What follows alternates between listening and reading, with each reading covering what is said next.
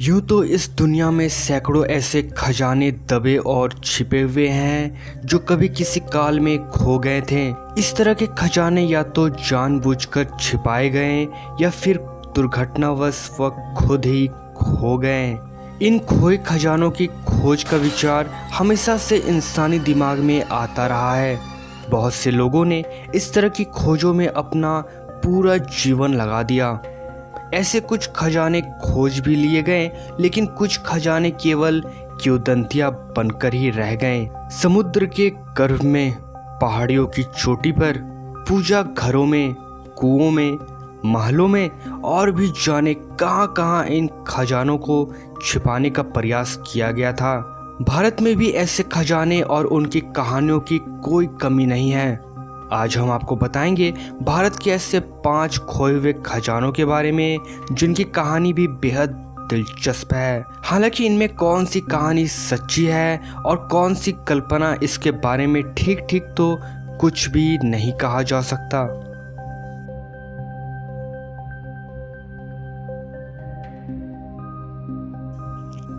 हाल फिलहाल में जिस खजाने की चर्चा सबसे ज्यादा हुई थी वह था पद्मनाभ स्वामी मंदिर का खजाना। माना जाता है कि करीब 1 लाख करोड़ का खजाना अभी तक वहां से मिल चुका है, जबकि इससे कहीं अधिक वहां के तहखानों में बंद है।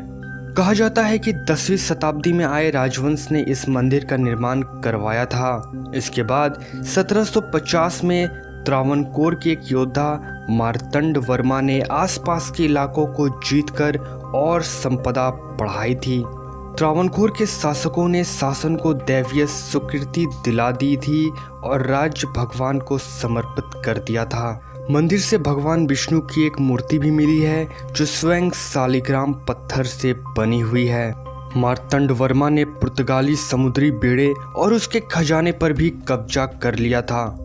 यूरोपीय लोग मसालों को, खासकर काली मिर्च के लिए भारत आते थे। त्रावणकोर ने इस व्यवसाय पर पूरी तरह से कब्जा कर लिया था। यह मंदिर एक ऐसे इलाके में बना हुआ है जहां कभी कोई विदेशी हमला तो हो ही नहीं पाया। 1790 में टीपू सुल्तान ने मंदिर पर कब्जे की कोशिश की थी, लेकिन उसे हार का सामना करना पड़ा था।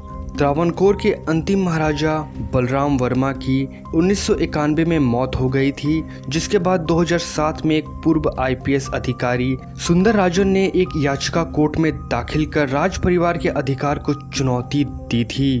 2011 में सुप्रीम कोर्ट ने तहखाने खोलकर खजाने का ब्यौरा तैयार करने को कहा था, जिसके बाद 27 जून 2011 यही वो तारीख थी जब मंदिर के तहखाने को खोलने का काम शुरू किया गया। तहखाने खुले तो लोगों की आंखें खुली की खुली रह गई। 5 तहखानों में करीब 1 लाख करोड़ की संपत्ति निकली थी, जबकि एक तहखाना अभी भी नहीं खोला गया है। कहा जाता है कि अगर यह आखिरी तहखाना खोल दिया गया तो इससे पूरे भारत पर या शायद पूरे विश्व पर संकट आ सकता है। माना जा रहा है कि इस तहखाने में जितना खजाना है वह इस पूरे खजाने से बड़ा है। सोचिए उस तहखाने से क्या निकलेगा। क्या यही है दुनिया का सबसे बड़ा खजाना? राजस्थान के कुछ खजानों की चर्चा समय समय पर होती रही है। इनमें से ही एक है मानसिंह प्रथम का खजाना। मानसिंह अकबर का सेनापति था। माना जाता है कि 1580 में उन्होंने अफगानिस्तान को जीत लिया था। वहां से मोहम्मद गजनी के खजाने को लेकर वह हिंदुस्तान तो आ गया, लेकिन उसने इसके बारे में अकबर को नहीं बताया। उसने इस खजाने को जयगढ़ किले में ही दफना दिया। यह माना जाता है कि उसने महल के नीचे तहखाने बनाए और खजाने को उसमें भरकर दफन कर दिया। कहा तो यह भी जाता है कि 1976 में इमरजेंसी के दौरान पूर्व प्रधानमंत्री इंदिरा गांधी ने भी इस खजाने की तलाश में जान लगा दी थी। कई महीनों तक खुदाई चलती रही थी, लेकिन उनकी ये खोज व्यर्थ गई थी। हालांकि कुछ लोग कहते हैं कि 6 महीने के बाद खुदाई जब रुकी तो ट्रकों का काफिला किले से निकला और दिल्ली जयपुर रोड को आम आदमियों के लिए बंद कर दिया गया था। फौजी ट्रकों में खजाने को भरकर प्रधानमंत्री आवास तक पहुंचा दिया गया था। एक स्थानीय पत्रकार ने आरटीआई के माध्यम से यह जानना चाहा कि क्या सरकार ने वाकई ऐसी कोई खुदाई कराई थी जिसमें खजाना निकला हो। लेकिन सरकार ने इस आरटीआई का कोई संतोषजनक उत्तर नहीं दिया था। इस खजाने को लेकर एक और भी कहानी राजस्थान में प्रचलित है। ऐसा माना जाता है कि मान सिंह ने इस खजाने के बारे में जोधा भाई को बता दिया था। जोधा भाई ने इस खजाने को फतेहपुर सीकरी स्थित एक मंदिर में रखवा दिया था। वक्त की रेत में यह मंदिर तो दफन हो गया और साथ ही खो गया खजाने का रहस्य भी। पर स्थानीय लोग मानते हैं कि यह खजाना अभी भी उसी मंदिर में दफन है।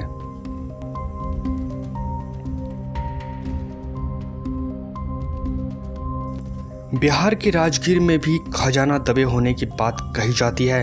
यहाँ की पहाड़ियों में सोन गुफा का महत्व बेहद खास है। माना जाता है कि इन पहाड़ियों के सीने में दफन है बेशुमार सोना। कहा जाता है कि यह जगह महाभारत कालीन है। किंवदंती है कि यहाँ भीम ने जरासंध का वध किया था। पहले इस जगह को राजगृह कहा जाता था। कालांतर में यह जगह मगध साम्राज्य के अधीन आ गई। बौद्ध और जैन धर्म को मानने वाले भी इन गुफाओं को पवित्र मानते हैं। भारतीय पुरातत्व विभाग के मुताबिक ये गुफाएं 3री-4ठी शताब्दी की है। वहां स्थित सरकारी शिलालेखों के मुताबिक यहाँ रथ के पहियों के निशान मिले थे और संक भाषा में लिखे कुछ अंश भी मिले थे। बिम्बिसार को अजात शत्रु ने इसी जगह पर कैद करके रखा था। यहाँ से लोहे की हथकड़ियाँ भी मिली थी। पीपल गुफा में भगवान बुद्ध भी यहाँ आया करते थे। यहाँ ऐसा भी माना जाता है। खजाना किसका है और कब से यहाँ दफन पड़ा है, ऐसे कोई साक्ष्य तो नहीं मिलते हैं। लेकिन कोई खजाने को महाभारत कालीन मानता है तो कोई बिम्बिसार और अजात शत्रु का बताता है। ऐसा भी कहा जाता है कि खजाना अजात शत्रु को ना मिल पाए, इसलिए उसके पिता बिम्बिसार ने खजाने को गुफाओं की भूल भुलैया में दफना दिया था। अंग्रेजों ने भी तोप से इन गुफाओं को उड़ाने की कोशिश की थी, लेकिन असफल रहे। तोप के गोले के निशान अभी भी वहां मौजूद हैं। ऐसा माना जाता है कि संक भाषा में जो लिखा है वही खजाने की असली कुंजी है, लेकिन इन भाषा का कोई जानकार अब इस दुनिया में मौजूद नहीं है। गुफाएं पॉलिश की हुई हैं और भगवान विष्णु की मूर्ति भी यहाँ मिली थी। वर्तमान में यह मूर्ति नालंदा संग्रहालय में रखी हुई है। अगर आप बिहार के सोन गुफाओं के बारे में विस्तार से जानकारी जानना चाहते हैं तो इसकी वीडियो आपको हमारे चैनल पर मिल जाएंगी। बाकी इसका लिंक भी मैं डिस्क्रिप्शन में डाल दूंगा, आप वहां से भी जाकर वीडियो को देख सकते हैं।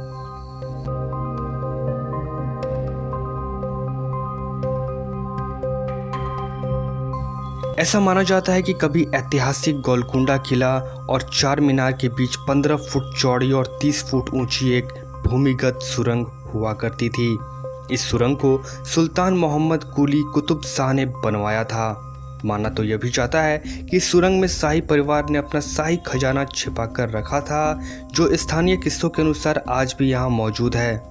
सुल्तान ने यूं तो इस सुरंग को इसलिए बनवाया था कि मुश्किल वक्त में जान बचाई जा सके, लेकिन बाद में इस सुरंग में उन्होंने गुप्त तहखाने भी बनवाए, जिनमें उन्होंने खरबों रुपए के खजाने को छुपा दिया। सैकड़ों सालों तक पैसा, सोना, चांदी और अन्य बहुमूल्य रत्न जमा किए गए और फिर इस सुरंग को दफन कर दिया।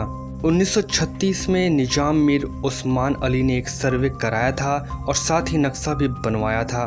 हालांकि उस दौरान यहाँ खुदाई नहीं कराई गई थी। इस खजाने का रहस्य अभी तक सुलझ नहीं पाया है और इसके सुलझने की संभावना भी कम ही है, लेकिन फिर भी इसमें लोगों की दिलचस्पी बनी हुई रहती है।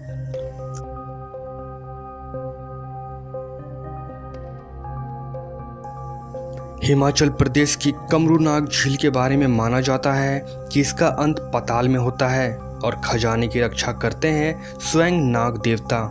मंडी से करीब 60 किलोमीटर की दूरी पर स्थित इस झील को लोग बेहद ही पवित्र मानते हैं। माना जाता है कि अगर इस झील में आभूषण अर्पित किए जाएं तो मनोकामना पूरी होती है। लोग दूर दूर से यहाँ आते हैं और गहने आदि इस झील को अर्पित कर देते हैं। वो मानते हैं कि उनकी भेंट सीधे देवताओं तक पहुँच जाती है। मंदिर के इतिहास के बारे में कोई ठीक दावा कर पाना तो मुश्किल है। दावा भी यह किया जाता है कि यह झील महाभारत काल की है। यहाँ एक लकड़ी का मंदिर भी बना है। इस मंदिर में कमरूनाग की एक पुरानी मूर्ति रखी हुई है। स्थानीय लोग इस झील को चमत्कारी भी मानते हैं। कहा जाता है कि रात के वक्त झील से गड़गड़ाहट की आवाजें आती हैं और पानी ऊपर उठकर मंदिर तक आता है। पानी प्राचीन मूर्ति के चरणों तक आता है और फिर वापस लौट जाता है। हालांकि इसका कोई वैज्ञानिक प्रमाण तो नहीं है, लेकिन सदियों से झील में गहने चढ़ाने की परंपरा चली आ रही है। झील की तलहटी में जमा खजाने का आकार कितना होगा या उसकी कीमत कितनी होगी यह कोई नहीं जानता, लेकिन इसकी कीमत खरबों में होगी, इसमें कोई दो राय नहीं है। आखिर सदियों से जमा हो रहे गहनों की कीमत इससे कम भी तो नहीं हो सकती। खैर, ये सारे खजाने न जाने कहाँ दफन हैं या न जाने कहाँ छिपे हुए हैं, लेकिन अगर इन खजानों में से एक भी खजाना किसी व्यक्ति को मिल जाता है तो शायद पूरे भारतवर्ष के लोगों को न जाने कितने सालों तक बिना कुछ कामकाज किए ऐसो आराम की जिंदगी जीने लायक बना सकता है। आप सोच सकते हैं कि कितना बेशुमार खजाना वहाँ रखा होगा। खैर, अब आप मुझे या कमेंट बॉक्स में बताइए कि अगर आपको इनमें से एक भी खजाना मिल जाए तो आप उनका क्या करेंगे। चल चल चल चल गाड़ी स्टार्ट कर। चल चप्पल छूट गया। हम फर्स्ट। बाकी उम्मीद करता हूँ कि आज का हमारा यह वीडियो आपको पसंद आया होगा। अगर पसंद आया है तो प्लीज़ वीडियो को एक लाइक जरूर कर दें। चैनल पे नए हैं प्लीज़ चैनल को सब्सक्राइब जरूर कर लें, और मैं मिलता हूँ आपको अपने अगले वीडियो में। तब तक आप अपना और अपनों का ख्याल रखें।